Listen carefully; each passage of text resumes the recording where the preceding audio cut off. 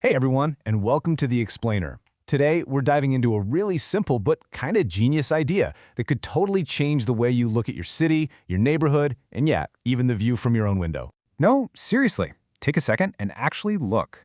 Are you counting? 1, 2, maybe you're lucky and you've got a bunch. Or maybe you're saying 0.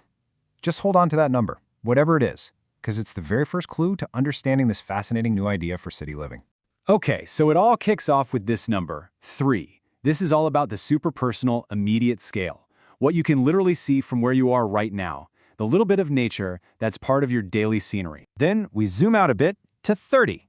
Now we're moving past just your window and into the world right outside your door, your whole neighborhood, the streets you walk down every single day. And finally, 300. This brings us to the biggest scale, community-wide access for everybody. So 3, 30, 300.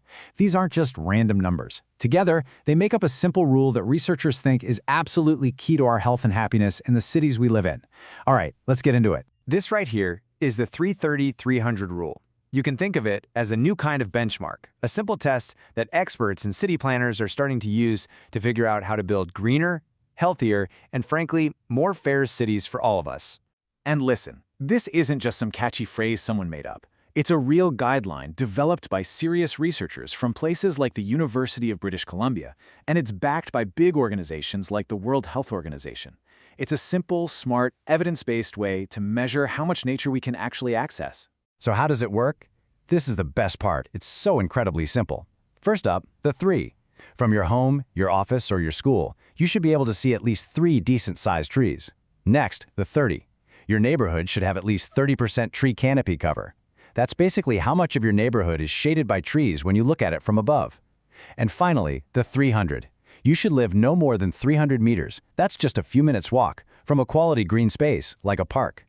What's so brilliant is how it connects our personal view, our neighborhood vibe, and our community access all in one go. Okay, so that's the rule. But why?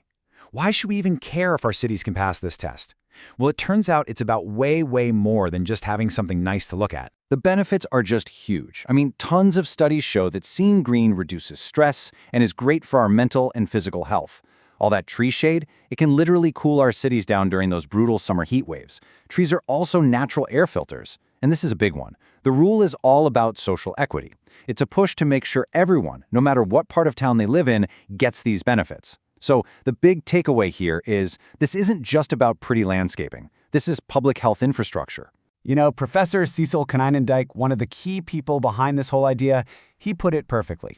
He said the rule really focuses on the crucial contributions that urban nature makes to our health. It completely reframes trees and parks from being a nice little bonus to being an essential service. This all sounds amazing on paper, right? But what does it look like on the ground? Let's take a look at the ideal versus the reality that a lot of people are actually living in. On one side, you have the dream. A few trees from your window, a nice shady neighborhood, a park just down the street. But for so many people, the reality is pretty stark. We saw submissions saying things like, no trees at all from my condo in Asok, or I feel cramped, there are only buildings. Someone else just put it plainly, no trees, just wires. It's a visual nuisance. This contrast just lays bare the massive gap that so many cities need to close. And you might be wondering, how do they even measure this stuff? Well, it's not just guesswork. City planners use real scientific tools.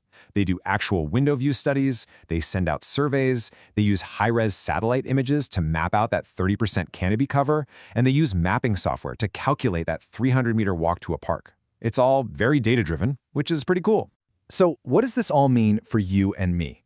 The real power of the 330-300 rule isn't actually for the city planners.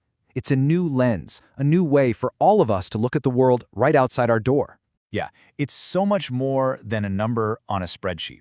Think of it like a tool you can carry around in your pocket. It's a simple checklist you can use right now to grade the health of your own environment.